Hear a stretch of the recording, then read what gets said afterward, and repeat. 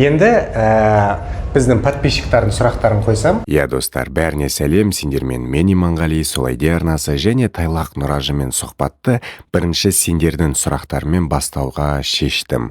Әрі қарай сосын Тайлақ екеуміз өзіміз сөйлесіп, мен оған бір ерекше қызықты сұрақтарды қойған болатынмын. Сондықтан сұхбатты соңына дейін қараңдар, өте қызықты, соңғы жағында қызықтар көп.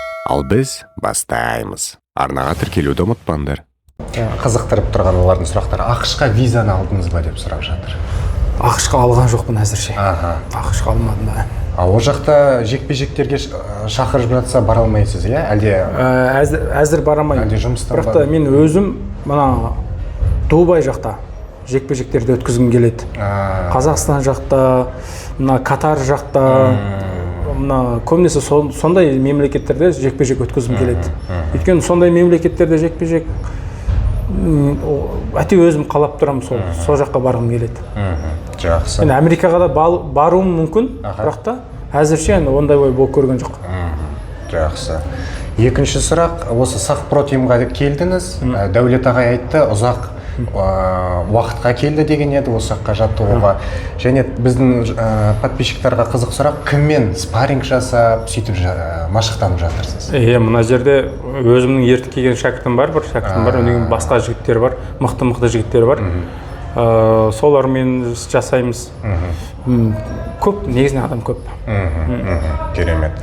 Тағы да бір кішкене ыңғайсыздау сұрақ болар, өзіңізге көрерсіз, жауап бересіз бе жоқ па? Қазақстанның атынан қашан шығады деп те сұрап жатыр. Қазақстанның атынан қашан шығады деген сөз, мысалы Қытайда маған көп адамдар көмектескен. Мен UFC-ге шығуыма себепкер болған адамдар бар. Енді қазақта бір сөз бар, су ішкен құдығыңа түкірме деген. Мен енді сол жақта сонша уақыт дайындалдым, олар да мені сонша уақыт дайындады. Енді нақ осындай кезде өзімнің туған жерімді тастап, мына жаққа келсем, біраз дұрыс емес, сондай бір сезім береді маған. Енді бұл жаққа келмесем де, бұл жаққа пайдаларымды тигіз аламын, жақсы саудаларды, жақсы істерді, жұмыстарды істей алам деп ойлаймын. Спортқа ережесіз жекпе-жекке қызығатын балалар көп екенін білдім. Шынайы мен қуанып тұрмын. Балалар да жақсы үйренді, назарларын бөлді. Бәрі айтқанды орында істеп тұрды. Негізі бәрінде бұйырса болашағы бар. Солардан үміт күтеміз. Жалпы қателеспесем, бұл Қазақстанға екінші рет келдіңіз. Бірінші рет Найзада төбелескенде келдіңіз, енді екінші рет келіп отырсыз. Жалпы Қазақстанға келуіңіздің себебі неде? Қазақстанға келудегі себебім, бұл жақта боксы өте жақсы дамыған. Бокстен жақсы ұстаздары бар, күресте жақсы дамыған. Бұл жаққа негізі бокс үйренгені, күрес үйренгені, өнеген бұл жақтағы халықтар мысалы. Неге мұқтаж, соны білгім келеді. Өйткені Қытай біраз дамыған, сол жақтағы жақсы нәрселерді осы жаққа әкелгім келеді. Енді бұл жақта да жақсы нәрселер көп, бұл жақтағы жақсы нәрселерді ол жаққа да апарғым келеді. Екі мемлекеттің достығым болсын, байланысым болсын, күшейткім келеді, сондай бір мақсатым бар. Енді екі қазақтардың, Қытайдағы қазақтардың және Қазақстандағы қазақтардың тұрмысын салыстырып жіберсек, айтып жүрсеңіз сол жағы. Қытайдағы қазақтар мен Қазақстандағы қазақтардың парқын әзір мен келгеніме көп болған жоқ, біле қойған жоқпын негізінен. Бірақ та енді бәрі қазақтар болғаннан кейін түзде 70% тұрмыстары, мінездері, өмірге деген көп адамдардың көзқарастары негізінен ұқсас деп ойлаймын. Келгеніңізге қанша болды? Мен алдыңғы бір рет келген кезде бір апта тұрғам, осы жыл келген кезде бір апта болды. Енді осы жерде Сахпротим залында жаттығып жүрсіз. Неге Сахпротимді таңдадыңыз? Өзіңіз таңдадыңыз ба, әлде сізді біреу шақырды ма? Жоқ, енді бір жерде ғана машығып жүрген жоқпын, басқа жақта да машық қылып жүрмін. Мен енді осы жол келгендегі тағы бір себебім, бәрі жерге барып көрейін дедім. Енді бүгін осы жерде сабақ өттім, енді жол басқа жерге елдер шақырса барып сабақ өтетін шығармын. Қай жер шақырса сол жерге барып сабақ өтемін, не болмаса қай жерден барып мықты ұстаздардан сабақ алып, бәрі ұстаздардан сабақ алуға дайынмын негізі. Қателеспесем, сіз Шанхайда UFC залында жаттығасыз. Жалпы сол жердегі жаттығуды және Қазақстандағы жаттығуды салыстырып жіберсеңіз мүмкін кейбір тұстары мықты шығар, әлде керісінше кейбір тұстарынан Қазақстан мықты шығар. Дұрыс. Бәрінің ана жақтың да өзінің артықшылығы бар, мына жақтың да өзінің артықшылығы бар. Мен бана айтып отырмын, бұл жақ бокс дамыған, күрес дамыған деп. Енді мен әзірше тағы да өйткені көп ұзақ уақыт болған жоқ. Әзірше салыстыра қойып ойбай мынау жақсы екен, мынау жақсы емес екен деп айта алмаймын. Екі жақтан негізі ұнайды. Сонда Қазақстанға жаттығуға келдіңіз бе? Бір жағы мен бана айттым, бір жағы жаттығуға келдім, бір жағы үйренуге келдім. Елдерден техника үйреніп, өніңе тағы да бір жағы үйретуге келдім. Елдерге техникамды үйретемін. Тағы да екі мемлекеттің достығын күшейтіп, екі мемлекеттің арасында қандай жұмыстар жасауға болады, соны білген келдім. UFC-дегі жекпе-жегіңізге келетін болса, бірінші жекпе-жегіңіз былтыр тамыз айында ирландиялық Кифер Кросбиға қарсы болды. Жалпы ол жекпе-жек ойдағыдай өтті ма, барлығы жоспар бойынша болды ма? Енді ол жекпе-жек мен үшін алып айтқанда өте оңай болды. Өйткені ол қарсыласым негізіне айтқанда мықты қарсыласқа жатпайды. Енді оны оп-оңай жеңіп алдым, бірақ та ортасында біраз кедергілер болды. Болашақта өте мықты қарсыластар тосып тұр деп ойлаймын. Енді маған соларға дайындалу керек. Сол жекпе-жекте сізден 2 балл алып тастаған кезде қандай ой келді сізге? Мен ол екі нөмір алып тастамай тұрғанның өзінде мен біліп болғам. Не болмаса оны құлатам, не болмаса одан құлаймын. Негізі өзім 3 майдан толық ойнаймын деген ондай ой болған жоқ. Барлық күшімді сол жерде шығарамын, өнерімді шығарыламын. Не құлатам, не құлаймын деген идеямен шыққанмын. Сондықтан үшін маған түк әсер болған жоқ. Сіз сол жекпе-жекте толық дайындықпен шықтыңыз ба? Өйткені мен сіз бұл жекпе-жекке қысқа уақытта шықтыңыз деген естігемін. Оған алдында дайындалдым, басқа жарыстарға дайындалып жүрген болатынмын. Енді дайындығым бар, дайындығым жоқ емес. Бірақ та 77 салмаққа дайын емес болатынмын. Өйткені мен ол кезде 71 салмаққа дайындалып, келемді түсіріп жүрген болатын.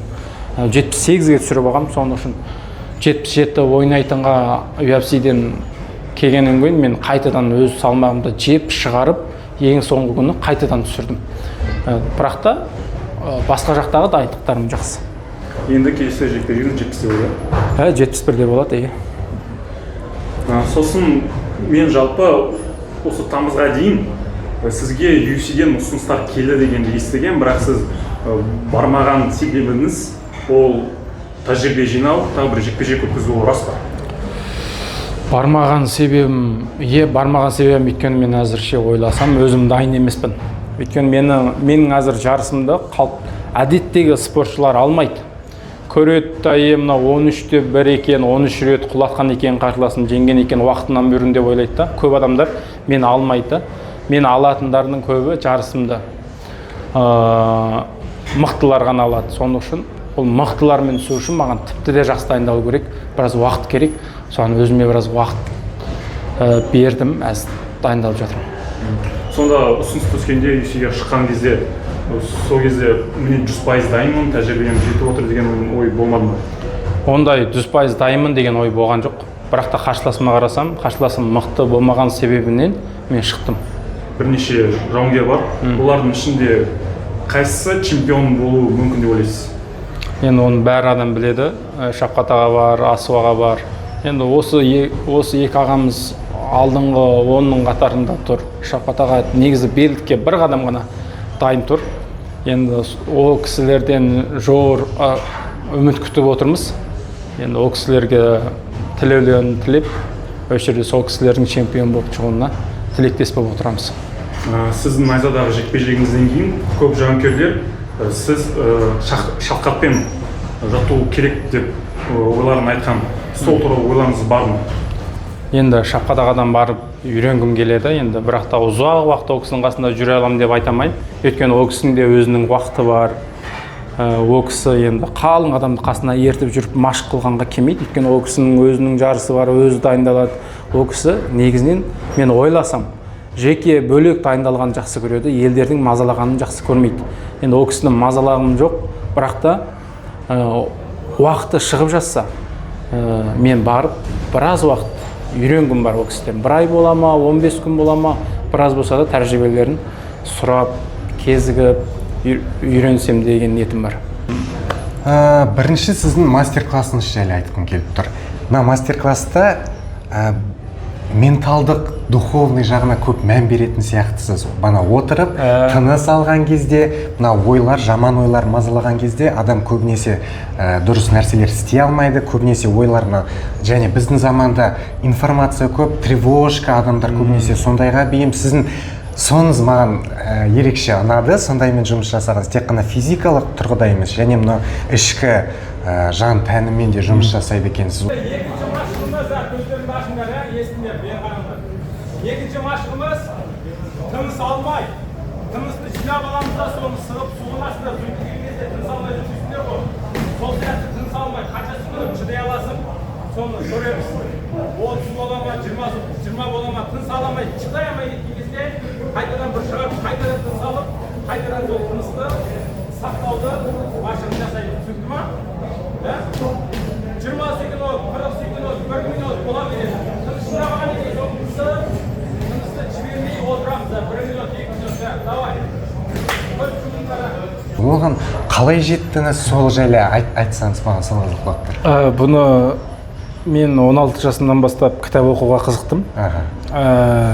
Әзір кезінше 150 кітап естідім. Ал 10 кітаптай көрдім. Сонда осы жинаған тәжірибем, 9 жылдан бері қарай жинаған тәжірибем, адам бірінші өзімнің үйренген адам бірінші бір іс жасаған кезде назары қалаймақан бөлінбеу керек екен. Назарың бір істе ғана болған кезде адам тез үйреніп алуға дайын болады екен, үнен кейін одан жақсы нәрсе шығара алады екен. Соны осыны білгеннен бастап мен осындай машық жасап жүрдім, тағы да осыдан пайдасын көрдім. Сіздің жақсы көретін бір кітабыңызды Инстаграмға айтқан едіңіз. Өте жақсы көретін бір кітабым бар. Соны осы жерде сіздермен бөліскім келеді. Көп кітап оқып көрмедім, бір 10 қанша ғана кітап оқыған жармын, бірақ та 150 кітап естідім. Хоббис, әр андай кішігірім жасаған істерінен сен үлкен мақсатқа жетесің, кішігірім мақсаттарды қойып. Сол бір кітап делік, тағы да бір 2 немесе өзіңізге ұнайтын бір кітаптарды айтсаңыз. Өзіме ұнайтын кітаптар өте көп, өте көп, бірақ та оны мен бәрін Қытай тілінде оқығам. Мына жерде мен төте қазақ тіліне ол кітаптың атын аударып, не болмаса ішіндегі мазмұнын аударып айтам деп, айтып берем деп айтамаймын.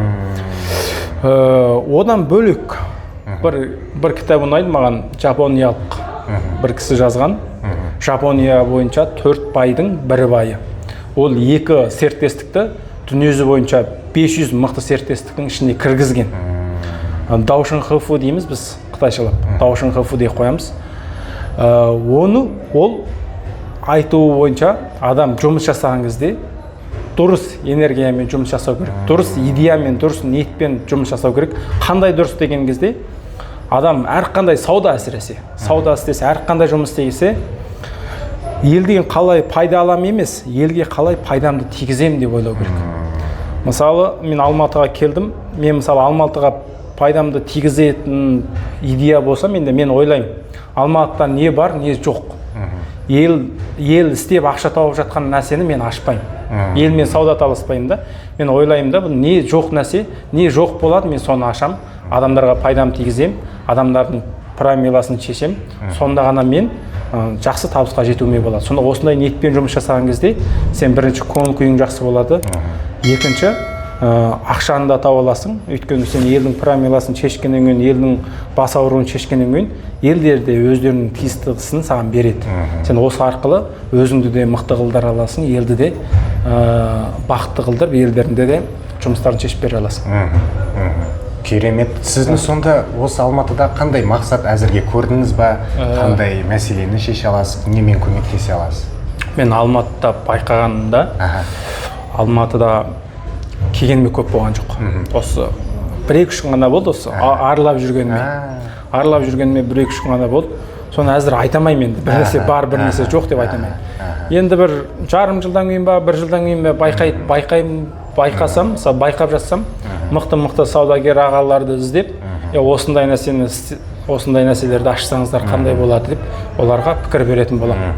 керемет екен. Былай өзіңіз қарапайым киініп, қарапайым жүреді екенсіз, қарадым, автобуста жүреді екенсіз, иә? Иә, автобуста. Былай қарапайым болып жүре береді екенсіз, иә? Ондай особо там такси, анау мынау дегендей жүріп, ондай. Жоқ, таксимен де жүремін. Мен өзімнің көңіл күйіме қараймын. Таксимен жүргім келсе таксимен жүремін, автобуспен жүргім келсе автобуспен жүремін. Пробка жағы қалай бізде Алматыда? Қатты ма әлде? Қатты. Пробка жағдайы. Машиналар көп. Жол кептелісі. Үлкен қала болғаннан кейін бұл қалыпты деп ойлаймын. Қалыпты нәрсе. Жақсы. Енді жекпе-жек жайлы кішкене айтсақ, бана естігенім бойынша 3-ші айда шығуыңыз қажет болған еді, бірақ дайын емеспін дедіңіз. Енді жазға көріп тұрсыз, иә, жазда шығуға. Жеңіл салмақта дедіңіз, 71 килограмм, иә? Сол салмақты көріп, сосын ары қарай болашақ мансабыңызды ойластырасыз ба, немесе сол салмақта қалам деп ойлап тұрсыз? Осы салмақта қалам, өйткені мен тамақ жеу арқылы, ет жеу арқылы салмағымды өсірем деп өзімді қинағаныма 2 жыл болды. 2 жыл уақытта түк өзгеріс болған жоқ. Әйтпесе етті де көп жеп, күшмаштарда көп істеп жатырмын. Бірақ та сол салмағым өспеді, содан кейін амал жоқ. Әзір әйтпесе өзім 77-те ойнауға дайын едім.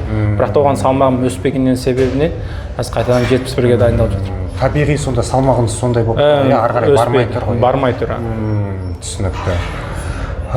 Негізі мақұл, онда жеңіл салмақ десек, кіммен қызық болатын еді сізге шығу? Былай стиль жағына, жеңіп дегендей, ондай жоқ? Жоқ, ешкім қызық емес маған. Мысалға, жеңіл салмақта. Топлияға мен әзір деңгейім жетпейді оған. Ол деген ол басқа бір деңгейде, мен бір басқа деңгейде. Оған уақыт керек. Чемпион болуға маған әлі 7-8 жыл уақыт бар. Ұзақ емес пе? Ұзақ емес, өйткені жаспын мен әзір. Мен тек спорттан ғана тәжірибе жинамаймын. Әдетте тұрмыста да көп қиыншылықтар мені мазалайды. Тек мен тұрмыста ешқандай нәрсе мені мазаламаса, тек спортпен ғана жүрген болсам, онда мен тіпті де тез уақытта жетуіме болатын еді. Бірақ та маған тұрмыста да көп сынақтар бар. Соларды мен спортта да сынақтарды да жеңуім керек, тұрмыстағы сынақтарды да жеңуім керек. Маған қызық болып тұр, бұл сұрақ сізге қойғым келіп тұр. Егер де сіздің мансабыңыз, былай болашағыңыз белгілі болды дейік, бір жол бар, сіз өзіңіз сияқты, немесе Шавкат Рахмонов сияқты дейікші, сондай 100 шәкірт тәрбиелей аласыз. Немесе өзіңіз UFC-дің кәдімгі чемпионы, Андерсон Сильваның рекордын побить етіп, поясты защищать етіп сөйте аласыз дейді. Осы 2 жолдың қайсысын таңдайтын едіңіз? Мен бұны алдында айтқам. Мен өзім мұғалымдылық істегеніме 9 жыл уақыт болды. 9 жылдан бері қарай мен бұл мұғалымдылықтан зерігіп көрген жоқпын. Жалығып көрген жоқпын да. Осыдан бері қарай тағы да бұдан осы 1 жыл ғана болды ақша тапқаныма. Оның ар жағында 8 жыл ақша таппай жұмыс жасағанмын да. Сондықтан үшін мен бұл мақсатта бірінші ол ақша табу үшін емес, екінші менде бір ниет бар. Алдында да бір айтқам. Мықтылар көп болсын. Мына дұрыс ойлайтын, дұрыс ниетпен жұмыс жасайтын адамдар көп болсын деген бір ниетім бар. Сондықтан үшін мен көп адамды тәрбиелеуді таңдаймын. Әзір сіздің шәкірттеріңіз ішінен бір жетістікке жеткен жарыстардан ұтқан біреулер бар ма? Бар. Бірінші айтатын болсақ, енді алдында бір шәкірттер тәрбиелеген, бірақ та олармен дос сияқты араласам да. Оларды шәкіртім деп елдерге таныстырмаймын, бірақ та оларды досым деп таныстырамын, бірақ та оларға тәжірибемді бөлісемін. Ал осы жақын жылдары шығып жатқан шәкірттерім бар. Сымбат, Қуат, Үшқон деген бәрі қазақ балалар. Қуат деген бала әзір 5-тен 0. Ол машыққанына 2 жыл ғана уақыт болды. Ол Қытайдағы мықты жұлдыздарды жеңді, өне жеңіліп көрген жоқ.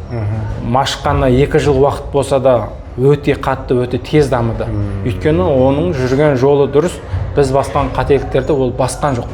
Соның үшін тез дамыды. Басқа шәкірттерім де тез дамып жатыр. Негізі өзіме разымын, шәкірттеріме де разымын. Кәдімгідей рахат алып сөйтетін жарсыз. Рахат аламын. Бұл нәрседен сол адам, елдер ойлайды ғой, мен өзімді ойламайым. Бір адамдар айтып жатады. Мен өзімді ойламайым, мен елді ойлап жұмыс жасаймын. Бұл өтірік нәрсе. Сен ол елге көмектескенің, ол сен өзің рахаттанғаныңмен барып көмектесесің. Өзі мына елге көмектескен адам, елге көмектесу арқылы рахат аламаса, ол адам көмектеспейді. Сонда елдер маған айтады, сен мықты екенсің, сен өзіңді ойламай елді ойлайды екенсің деп айтады. Керісінше ондай емес. Мен өзімді ойлағаннан себебінде мен елге көмектесемін. Өйткені мен елге көмектескенде өзім рахаттанамын. Бұл өзімнің жанымның қалауы. Сонан кейін мен көп адамдар өзімшіл болады. Бұл адамның тума денесіндегі бар нәрсесі. Бәрі адам бірінші өзін ойлайды, өзі қандай жақсы сезімде болады, сондай жұмыс жасайды. Сондық үшін мен атақты адам болғандықтан елге көмектесіп жатқан жоқпын. Мен осы елге осы елге көмектесу арқылы өзім рахатта сезімде боламын. Керемет айттыңыз, мына ойыңыз маған қатты ұнады. Мен де солай ойлаймын. Біз адамның табиғатымыз сонда ғой, табиғатымыз, өзімізді ойлаймыз. Олсыз ешқайда бармаймыз. Керемет. Енді соңғы сұрақ, өзіңіздің мақсатыңызды айтып кетсеңіз, өзіңіздің өміріңіздегі мақсатыңыз. Мен өмірдегі мақсатым, бұны көп ойланамын. Мен мақсат, адамда мақсат көп болады ғой. Мен негізінен көбінесе бақытты болуды зерттеймін. Адам қайткенде бақытты болады. Осы сұрақ мені көп мазалайды. Енді бірақта адам өте бақытты, өте қуса да болмайды. Адам өте қуып кетсе бақытты, онда бақытсыз болып қалады. Бірақта бақыттың амалдарын білу керек. Қайткенде адам көңіл күйін көтеруге болады, қандай қайткенде адам энергия жинауына болады, сондай нәрселерді көп зерттеймін. Сонда бұда сол бірінші орында тұратын, сол бана айтқан елге көмектесу. Екінші орында білім. Адам білімді болған кезде, көп нәрсені білген кезде, онда сенің бас ауыртатын жұмысың болмайды. Бәрін біліп ағасың.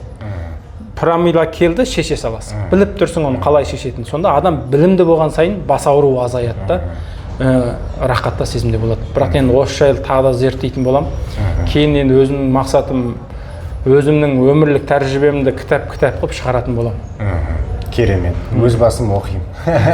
Рахмет. Ерекше негізі жауынгер және осындай философиялық, духовный сондайды зерттейтін адам екеуі біріккені кішкене былай резонансный екен, бірақ ерекше көрінеді. Кәдімгідей қызық адам екенсіз. Біраз сөйлесіп, сөйте алатын адам екенсіз. Зерттеп сөйткен қызық. Рахмет сізге көп.